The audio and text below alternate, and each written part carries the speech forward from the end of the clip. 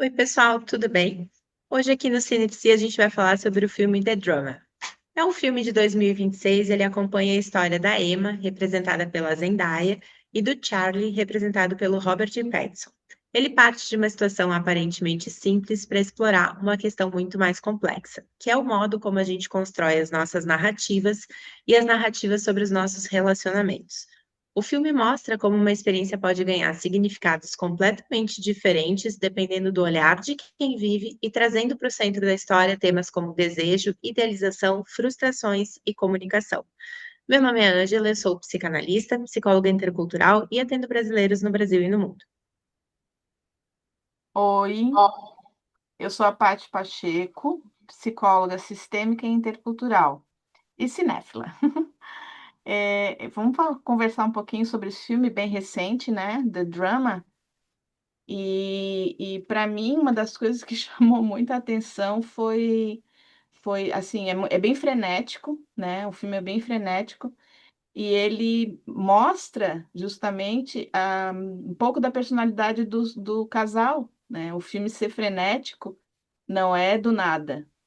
Tem essa questão dessa rapidez das coisas, né? De quererem decidir tudo junto, os dois, né? Como casal, é, muito impulsivos também, porque pelo que a gente vê na história, eles já faz pouco tempo que eles se conhecem, né? E eles, na verdade, eles começam a se conhecer mais profundamente depois de marcarem o casamento, já está com a festa pronta, tudo pronto, é que ela abre uma situação dela que deixa o Robert Pattinson bem atrapalhado e vem uma onda de desconforto entre eles, total, porque será que estou fazendo certo? Quero, não quero?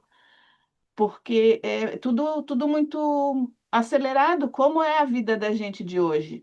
E isso me chamou a atenção porque é uma tensão em cima das relações também, né?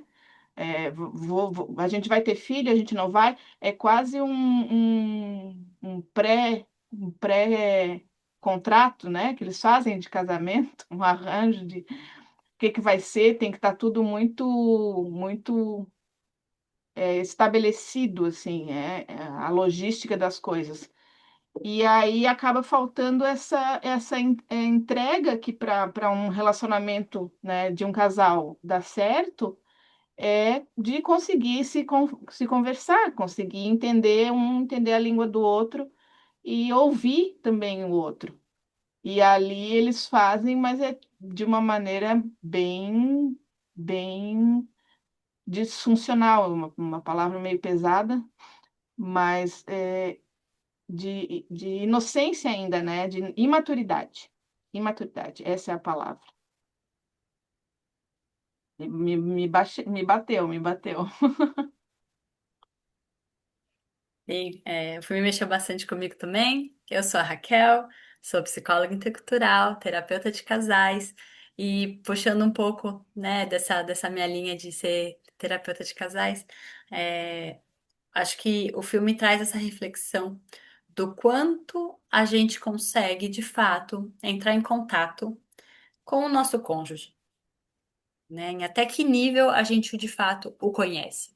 E, às vezes por questões do passado, às vezes por questões internas, né, mais profundas, que às vezes a própria pessoa nem tem contato com isso, né? Então, duas coisas que para mim eu acho que são legais de comentar sobre esse filme, uma um pouco indo ainda nesse sentido, né? Porque o filme ele funciona em cima das questões psicológicas da Emma e do que aconteceu no passado dela, né? Quando ela planejou, mas não executou um tiroteio dentro da escola, que é uma prática, né, nos Estados Unidos. Para quem não é dos Estados Unidos, parece, né, uma coisa até um pouco surreal, mas para quem é dos Estados Unidos não é tão surreal assim. Né? Eu tenho pacientes que vêm de lá e lá eu sei que, por exemplo, as escolas fazem treinamento com os alunos de como lidar com esse tipo de situação, né? Então, mesmo quando isso nunca acontece numa escola, esses alunos eles já crescem um pouco traumatizados por conta desses treinamentos, por essa possibilidade de isso talvez um dia acontecer, né? Então, enfim, o filme vai trabalha mais esse ponto, mas eu queria voltar para o início do filme, quando o Charlie tenta o primeiro contato com a Emma. E ela tá ali lendo um livro com o fone de ouvido de um lado, o outro lado sem o fone, e ele tenta falar nesse outro ouvido dela, né? E aí depois, né, fica uma situação meio estranha, porque ela não responde, aí ela fala: "Não, eu sou surda." Desse lado, né? Do lado que você tentou me abordar. Então, só é que essa cena já mostra como às vezes a gente cria expectativa sobre alguém, sobre uma situação, e uma expectativa que não corresponde à realidade. Jamais passou pela cabeça dele que ela não estaria escutando. E isso traz para ele uma angústia. De bom, tentei aqui algo, não funcionou, ela está me ignorando. E não do, será que ela tem algum problema auditivo e não me ouviu? Esse é um ponto. E o segundo ponto, que eu já vou emendar um pouco, que é a figura da amiga deles, que por coincidência tem o mesmo nome que eu, a Rachel, né? Ou como ela se afetou no momento em que a Emma compartilhou, eles estavam ali fazendo essa brincadeira, né? Qual é o evento mais horrível que você já fez, a coisa mais errada que você já fez. E ela antes compartilhou o dela, que ela trancou uma criança, né, num armário no meio da floresta e foi embora, que a criança era esquisita. E se você para aqui, você já acha esse episódio bastante complexo. Ok, depois eles questionam, ela fala que não, ficou tudo bem, a criança foi achada, estava viva, ela não morreu, mas teve equipes de buscas, a criança ficou horas presa nesse armário. E aí, quando a Emma compartilha a parte dela, me parece que a Rachel, que foi a personagem que eu menos gostei do filme, né, ela utiliza aqui um mecanismo de defesa. A história da Emma para se livrar da própria culpa daquilo que ela causou. No sentido de o que você fez foi mais grave do que eu fiz. Olha como você está errada. E o como isso mexe, ou como as acusações da Rachel mexem. Talvez se ela não tivesse reagido do jeito que ela reagiu, a história não teria se desenvolvido da maneira que se desenvolveu. E é muito interessante porque o filme inteiro ele se passa sobre projeções, né? Porque é a projeção da Rachel de dizer, mas vocês eram um casal perfeito. Bom, era um casal perfeito dentro da cabeça dela, né? Não foi algo que eles se preocuparam em se colocar como um casal perfeito, mas foi a construção que ela fez, talvez os sentimentos de inveja que ela teve e que ela depois acha esse escape no momento em que a Emma conta a situação, mas para mim ele é um filme que o inconsciente ele fica posto o tempo inteiro, né? Porque a gente pode pensar na saída dela entre ser alguém que imagina um tiroteio e depois vira uma ativista contra armas, né? Essa questão de quanto contra-investimento posto ali.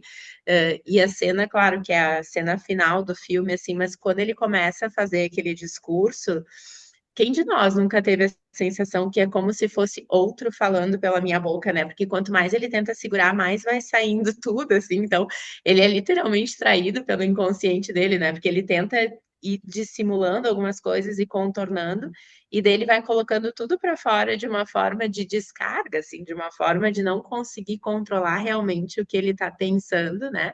E que põe ele, talvez, a pensar o quanto que a briga dele não era com a Emma, né? Que não era com o que ela tinha feito, mas que era com as fantasias dele quando elas se encontram com a realidade, com o quanto que a gente consegue ou não se relacionar com o outro, e o quanto que as nossas brigas são ou não com o outro, né? Mas para mim ficou mais do que a relação do casal, mas é uma relação de cada um com o seu inconsciente o tempo todo posta em cena.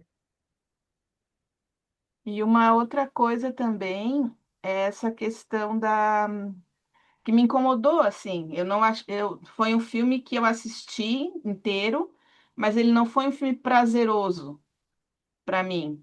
Mas essa é a intenção do diretor, né? É de desestabilizar a plateia, porque a gente fica num frisson de briga, de volta e de reviravolta, e quero, não quero, né? E a gente está muito acostumada também, já falando um pouquinho sobre o romantismo, das histórias de amor e de cenas lindas e flores, né? E ali não, ali não tem isso.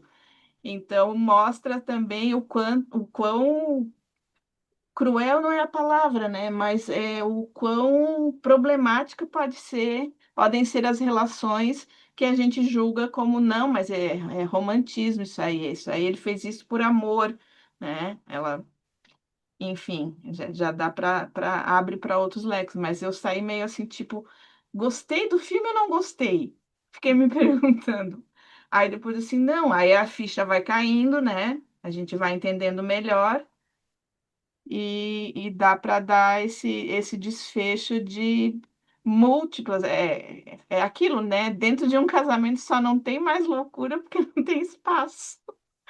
Porque pode, a gente trata e tudo mais, mas é uma das relações humanas mais complexas que existe, né? A relação de casamento. Então, ali é um bom exemplo de diferenças.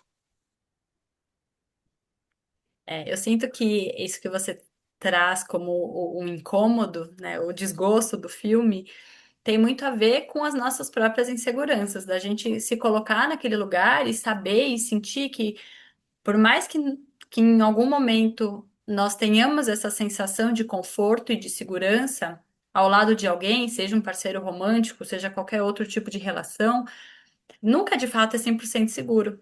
Sempre vai ter aquilo do outro que nos é estranho. E o quanto isso pode ser assustador. Então, acho que o filme ele traz essa reflexão e aí o incômodo do espectador vai para esse lado de se identificar com estar nesse lugar, de ser parte da vulnerabilidade da vida e das relações humanas. Esse é um ponto que eu acho fundamental da gente ter, da gente refletir como seres humanos também, né? O que em nós não assusta o outro também. O quão é difícil, muitas vezes, aceitar, mas também ser aceito. E o que que significa isso? O que que a gente pode fazer com isso? Né? Eu acho que o papel da terapia, a gente falando aqui da psicologia, também vai nesse sentido, de nós entrarmos em contato com aquilo que nos assusta em nós mesmos, Com certeza. e não só no outro. Que desde o E- início do filme eles vão tentando negociar e tentando entender o que que eles podem suportar ou não, né? Eles podem suportar uma DJ que usa heroína ou eles não podem suportar, né? E depois o que que cada um pode suportar do outro e junto, claro, para poder parar e poder pensar o que que eu posso suportar de mim, né? O que que eu posso suportar desse estranho, né, o Freud fala do texto dele, do Unheimlich, que é traduzido como estrangeiro, como estranho, que é o inconsciente, que é isso que tem de estranho dentro de mim, o quanto que eu consigo tolerar em mim, o quanto que eu consigo tolerar no outro, e o quanto que juntos é possível fazer um acordo do que a gente suporta ou não, né? De quais são os limites que essa parceria vai poder ter, né? Uhum. Os acordos, né? Sim. Os acordos que são secretos no começo, quando a gente vai ver o contrato de novo, mas eu assinei esse contrato, não me A lembro. gente assina o contrato com a nossa fantasia, na verdade. Acho que eu comentei isso em Exatamente. algum vídeo passado, né? Quando a gente se apaixona, quando você namora, nunca é pelo real, nunca é por aquela pessoa concreta, é sempre pela fantasia que nós criamos, uma imagem que criamos da pessoa na nossa cabeça, muitas vezes conscientemente deixando de lado aquilo que nos incomoda e às vezes inconscientemente, né? Então, de ter um pouco essa noção.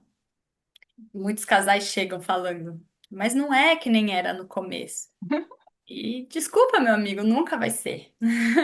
Você não era apaixonado por ela, você não estava numa relação com ela, ou, né, minha amiga e com ele, mas com uma imagem que você criou, e agora você está entrando em contato com a realidade, e sim, pode ser extremamente assustador, extremamente desafiador e muitas vezes incompatível. Uhum. E o que que a gente faz quando é incompatível? Pensar que, de novo falando da terapia, que a terapia de casal muitas vezes ela serve justamente para mostrar que é incompatível. Claro, claro, claro. É um Sem filme. drama. Quer falar, Angela? Não, eu ia encerrar, mas Sim. Não, porque eu pensei assim que é um filme que ele traz tantos dramas, né? Que não é só um drama, né? Embora ele fale de o drama, ele fala de muitos dramas, porque são os dramas que a gente está disposto ou não a tolerar durante a vida, né? As diferenças que a gente consegue suportar, o que que a gente consegue também olhar com outros olhos do que é do outro e o que é impossível de olhar e que fica preso nessa incompatibilidade, né? Que são os limites que cada um vai ter e o como conciliar isso na vida, tanto de casal quanto de sociedade, enfim, nesses pequenos contratos que vão se ampliando ao longo da vida, né? É, é isso, né? Isso. Tem drama, com drama, a gente termina mais um Cinepsi. Não esqueçam de dar um ok, deixar um comentário e até a próxima. Tchau! Hum.